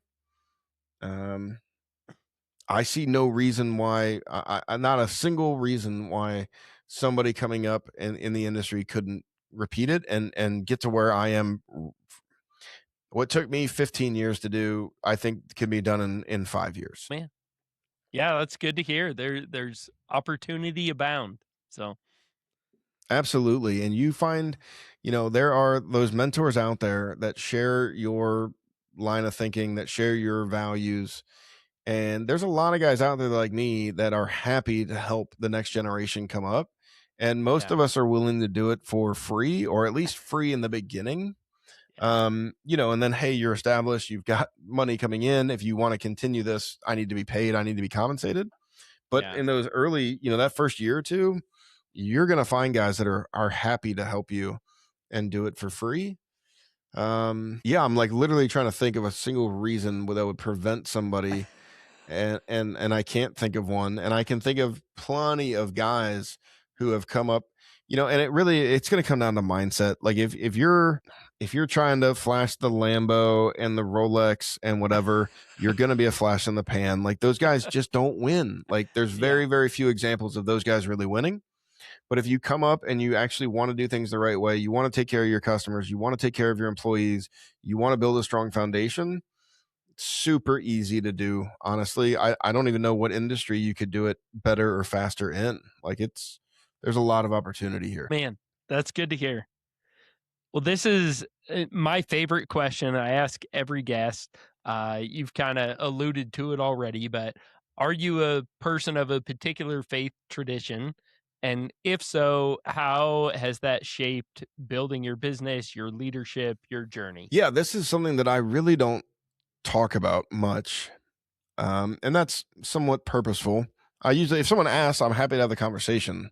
But I really don't like push it or promote that. Yeah, I would call myself a Christian. And what does that mean? That could mean a lot of different things. Generally speaking, I just believe the Bible. Like I believe that Jesus was who he says he was. I believe that he did die on a cross. He was resurrected, and I believe that Scripture is God breathed, God inspired. And as far as denominations and everything else, I don't even know. My church, I think, is a non-denominational church, which is in its own way a denomination. So, but as long as you're teaching the Bible, I'm good to go. I don't interject that into the business. I just believe that people should know that you're a Christian by your actions and the way that you behave and the things that you do, and not because you told them. Most people that I've seen that are very forward with their faith are it's a mask, it's a shield, and they're doing some pretty thing, behind the scenes that they know that they shouldn't be doing, and those things are going to come to light eventually. I also had a number of experiences when I was young, where like in high school, like maybe I was a freshman and there's a senior who like said, I'm this Christian, I'm this blah blah blah, I'm leading the Bible study, and then you see them do things, and that really harmed. It took me a while to reconcile that, and understand that everyone's fallible, people make mistakes. Both of those things can be true. You can be a Christian and still have some weaknesses and still have sin in your life.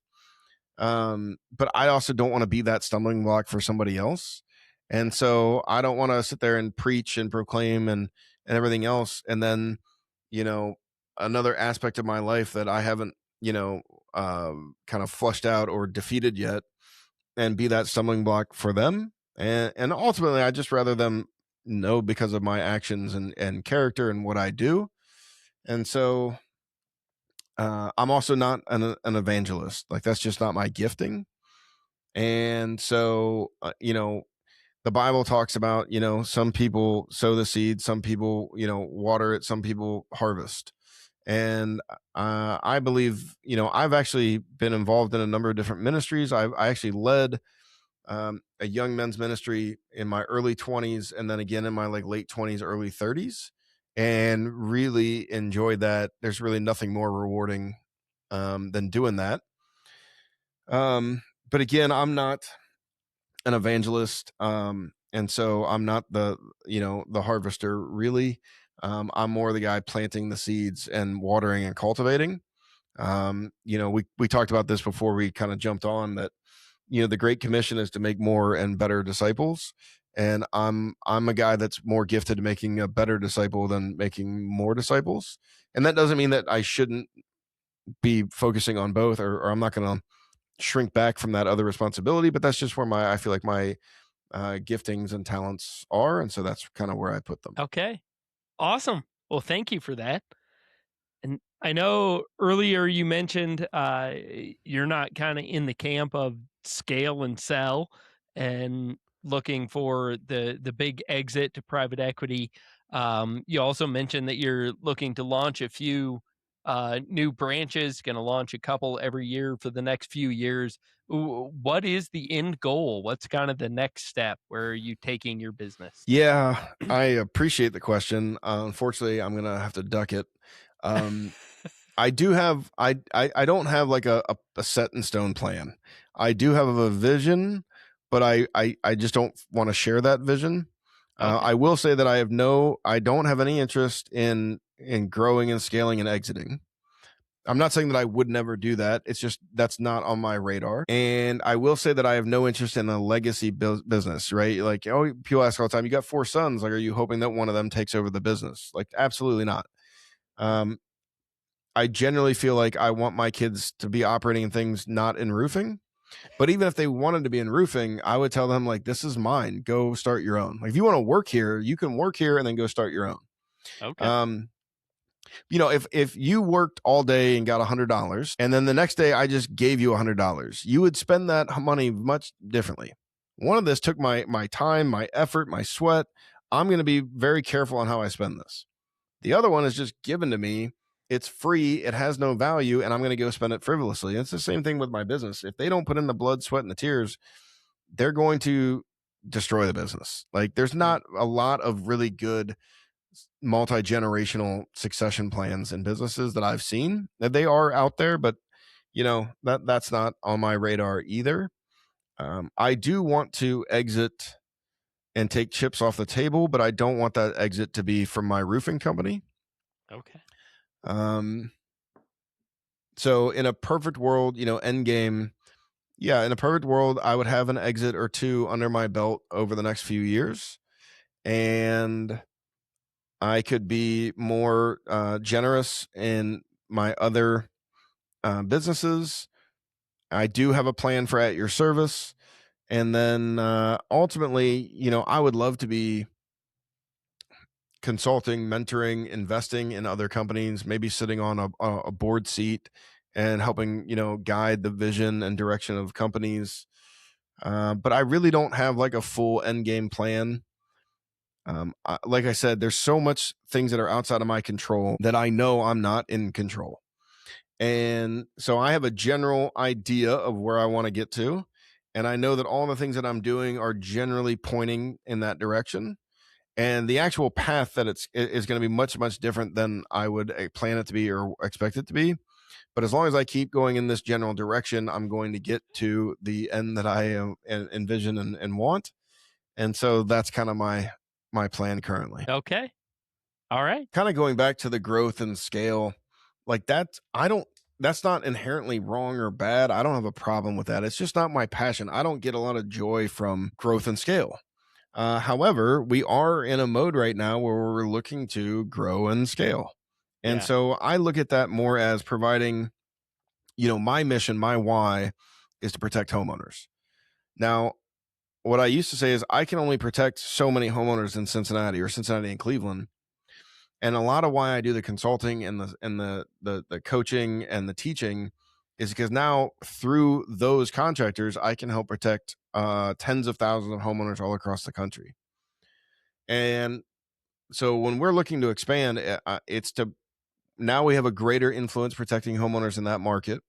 We're providing better opportunity to the roofers in that market because this industry is full of, there's not a sales guy in the industry that's been in the industry for more than a few years that doesn't feel like there's an owner out there that owes them a lot of money. There's a lot of labor crews that feel like they are owed a lot of money. And so again, I think that I can provide a better work environment, a better career path, a better culture than most roofing companies. And so the expansion and the growth is really, those are the drivers. That's why we're doing it. But it will increase the net worth. It will increase the value of the business. It will increase our revenue and hopefully our profit. But again, those are all byproducts, and it doesn't mean that those aren't worth something. Like that's worth a lot. Like we need money. Like we're going to make a profit, but it's not the driver. As always, it needs to be the byproduct. Yeah, I like that. I think Rabbi Lappin says that profit is thank you notes from your customers. Yeah, that's that's well said. I don't know if I'm in 100% agreement with that, but I think that's a really good way to look at it. A really good way to kind of shift the mindset. Yeah. If you I do would a say good job, referrals are a really good thank you note from your customers for sure. There you go. But yeah. Yep. Yeah, if you do a good job, if you care for your customer, if you look out for their best interest, they will pay you. That's the result of doing good work. So that's right. Are you solving their problems? Yep. Is that your focus, right? Yeah. Love it. That's awesome. My mission statement that I had for my roofing company had nothing to do with roofing, and about half of it had to do with solving problems because that's what we do.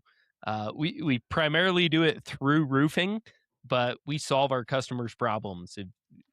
Even if it isn't roofing, if it's in our capacity to help them with our problem, that's what we're going to That's do right. today. We're going to help people solve problems. So. That's right. Love it. Awesome. Well, I know you guys have your new AI platform, Gladstone, that's going to be coming live here in the next month or two. You do some mentoring, some coaching. You're with Owens Corning. If somebody's looking to take advantage of the various resources that you have available, what's the best way to access those resources or get in touch with you? Yeah, I mean, honestly, I do a poor job. We mentioned recruiting earlier. I'm not good at, and marketing is something that I'm really not good at either. I would tell you that if you want more information from me, the best thing to do is just find me on Facebook. Facebook forced me into being a creator, a digital creator, which I did not ask for. I actually got this stupid blue check mark thing today. I have been Okay. resisting that, and Facebook's been pushing it and pushing it and pushing it. And I had something happen where I was like, all right, I have to do this now. So, but it kills me that there's a little blue check mark behind my name now. I really don't like that. But if you can follow me on Facebook, and you're going to see all the things that I do there. The other thing is, as far as in the roofing space, Master Your Craft is the private, it's a closed Facebook group. You can ask to join, and as long as you can answer 4 very simple questions, we're going to let you in, and you're going to see a lot of things there. You can go to the website, which is masteryourcraftgroup.com. So all one word, masteryourcraftgroup.com. And there's going to be a list there of our like the application process for Master Your Craft, a list of our upcoming classes and stuff like that. But most of the things that I do get communicated on Facebook, and so that's probably the best way to find me and what I'm doing. Okay. Well, I will make sure we get those links and link to your Facebook put in the show notes. And I know you guys are working really hard on Gladstone. Um, you told us a little bit that's kind of you and John all downloaded into an easily accessible resource. Is there anything more you want to tell us about that, about the potential customer base or what that can do for them? Yeah, I would love to, because I am incredibly excited. We've been working on this for about a year and a half, but like my work on it has been more about shaping from the 30,000 foot view, like shaping what we're doing, well, tweaking this, but it's not really been in the nitty gritty. But now we're at a point where we're ready to launch, where it's my job to now promote it and to show how to use it and to really take this thing where it needs to go, because the foundation's been built. So I'm really passionate about this project. Its focus is everything that John and I do. It's going to go back to 2 things. First and foremost is service, and then second is truth. And there is both of those things tend to be pretty lacking in the restoration space of the roofing industry. And so, first and foremost, it's a training tool, but it's really a communication tool. And so this is not, there's other programs out there like it. There are a lot of people that are building their own ChatGPT models, but it's all based on other information that's just out in the ether. And ours is not that way. Most of these other products, you have to prompt it. You have to say, here's my situation. I want you to talk about these things. And it's really a tool to help you like speed up. It's not really giving you the right information. It's just writing maybe that email first version for you and kind of helping you speed the process up a little bit. But you still have to prompt it. And if you don't give it the right prompts, if you don't know to ask about compatibility, if you don't know, hey, building code R904.1, lean into this building code. And then you got to do that every single time. And so ours is a closed source. And usually what I tell people is when I teach a class, or John and I teach a class, or John, we ask the question a lot of times, how much is it fair to say that you want to retain, you were happy that you came here today and what you learned, and you hope to retain everything? And, most of the room's like, yes. And I go, well, being honest, what percent do you think you'll actually be able to retain? And they go, the most common answer is 20%. And I said, now, are you guys going to now go home and try to take that 20% and train your team? And they're like, yeah, 100%. Yeah, absolutely. And I go, what percent of that are they going to retain? And they go, probably 20%. That's 4%. Not real good. And so the way to look at this is, what if there was, a person who listened to every training that John and I ever did, fully understood it, fully downloaded it, comprehended it, and then that person was able to write every email in your company, whether that's to the homeowner, maybe to an insurance adjuster, to whoever is in the process, and have a deep understanding of all of these things. And ChatGPT cannot right now do that. It might get to the point, but even then, a lot of this, our information is not being, it's not open AI. It's not going back into like the hive mind. And so I don't think other AIs are going to be able to replicate. They'll be able to do a decent bit, but they're not really going to be able to replicate what we're doing, because it's all built on ours, and it's not asking you to prompt it. It's very user friendly. It's going to read emails and write your responses for you. Now you can then obviously prompt it and tweak it. There's a lot of settings that you can play with, but I think most people are going to go, that's a damn good email. I'm going to read it. Yep, looks good. Send. And so the amount of time and bandwidth, not to mention the improved results and all of the things that you would get from it, are pretty strong. And again, it's been through beta. It's already been through like early access, and we're not really getting any complaints. We are getting, feedback of like, this would be nice to have, or this could be better. But the real world data has been way beyond my expectations on the effectiveness of it and the amount of time it's saving people. And then when you compound that and you go, well, what are you going to do with all that extra time? Well, I'm going to sell more. Okay, good idea. Or, hey, I'm going to spend more time with my family, and I'm going to have a better, mental state and bandwidth, which is going to make me a better employee or better leader, and all of these things. And so, and generally when I ask people, and if you're watching this right now and you're maybe in the industry and you're like, ooh, this sounds pretty good. I'd like a demo, or man, if that's what he's saying it is, that would be awesome. I want to ask you, like, what do you think you would want to pay for something like that? Like, if it did what I'm suggesting it does, what would that be worth to you? And think about that number. You got that number in your head, and I've done this many times. I'm going to go ahead and guess that number is probably around $200 a month. And then I ask, okay, if you're in the restoration side and you're working a number of files, do you think having this, that you would have files that go to completion that otherwise wouldn't? And most guys are like, yeah, there's going to be some. And I go, okay, well, and then what about the files that you were going to complete anyway? But is it fair to say that using this tool of Gladstone, you're going to complete them faster? And they go, oh, yeah, certainly they would get done, yes, faster. Okay, and then with the amount of, how many hours a week are you spending writing emails, thinking about how to write that email, maybe jumping on a Facebook page and, asking the hive mind out there, like, what should I say here? So I ask you, how many hours a week do you spend doing that? And generally people say, around 5 to 10 hours a week. Well, that's, 10 to 25% of your work week, maybe, that you're now getting back. Where do you put that time? What about, I go, how hard is it to recruit in the space these days?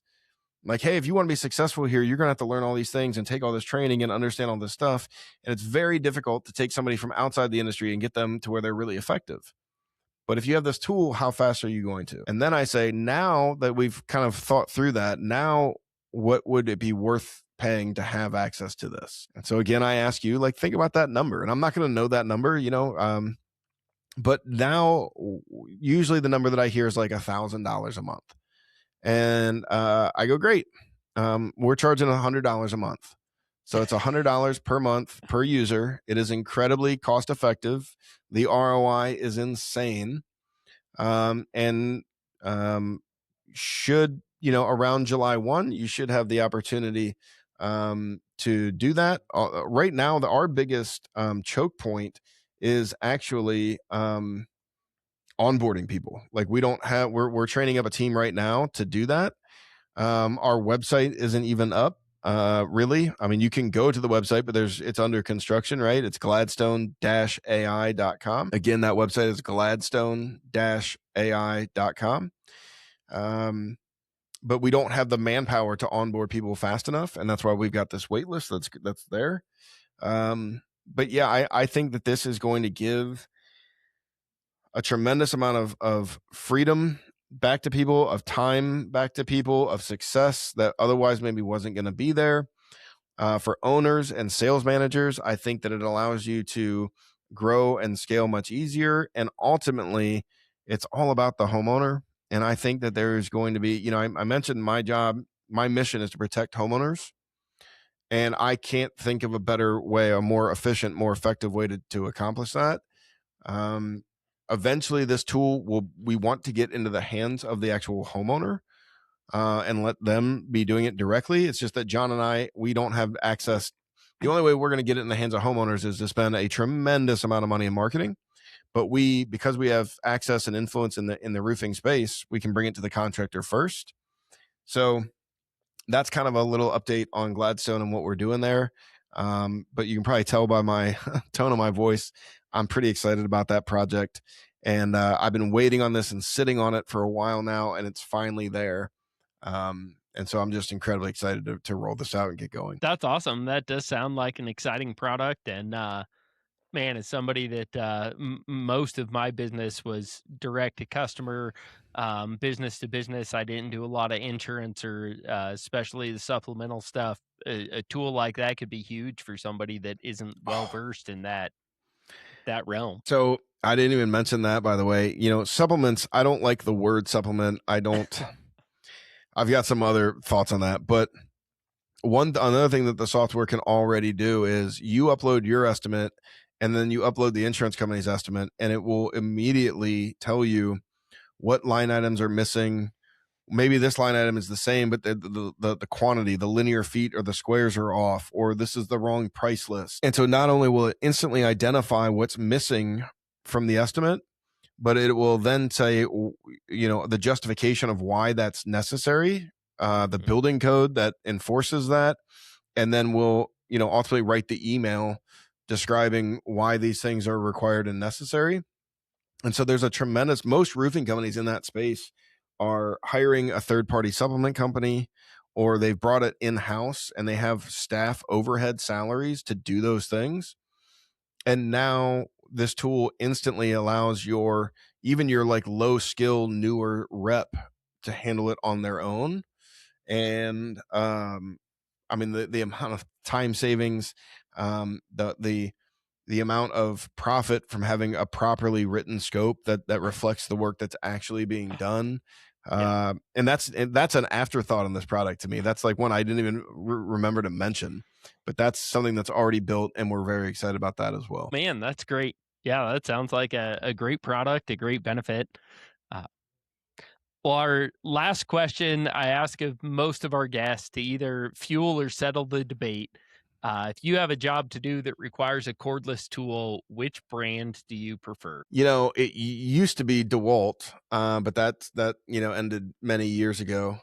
I would tell you, okay, there's a guy who's been one of my best friends for a long time, right? He worked with me for 20 years. I would trust him in this. His tools are Makita. And so I'm going to give you that's the answer, because I trust Joby to answer that question. If I'm going to go buy a set today, it's going to be probably either Milwaukee or Makita. Okay. Right. Aren't the other, like the main ones are going to be DeWalt, which was bought by, Black & Decker, and I wouldn't be there anymore. Ryobi is like a great starter set. Like if I'm going to get my oldest son is going off to college, and if I'm going to get him, here's, I'm going to get him some Ryobi. But yeah, if I've got them all right, I'm going to say Milwaukee or Makita, but I'm going to go with my trusted source, which is my buddy Joby, and say Makita would be the way to go. Awesome. What are the other common responses? What's the Milwaukee and DeWalt are the two most popular. They've kind of been vying for the top spot. We've had a few guests that kind of said for a homeowner level craftsman. Um, yeah, it had somebody else voting Yeah. for Makita. So I mean, Craftsman, I think, they used to have like a lifetime guarantee, and I don't know if they yeah, still do that, but I mean, that is pretty strong. yeah, DeWalt, like I said, would have been my choice 10 years ago. gotcha.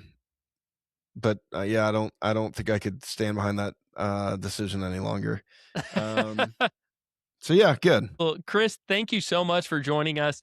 I know you gave up a significant amount of time to be with us here today. You're a busy guy. You got your fingers in all kinds of things, and your wisdom, your knowledge, your experience is extremely valuable. So I really appreciate the time. Love it. I appreciate you having me on. I had a lot of fun, and yeah, I appreciate the invite and the time as well. Awesome. And thank you guys for joining us here on From the Ground Up Show. Again, pause the episode, send it to a friend, send it to somebody that might benefit. Don't forget to check out our merchandise store, shop.fromthegroundupshow.com. And as always, like, share, follow, subscribe, Facebook, Instagram, TikTok, your favorite podcast platform, and YouTube. Until next time, keep grinding.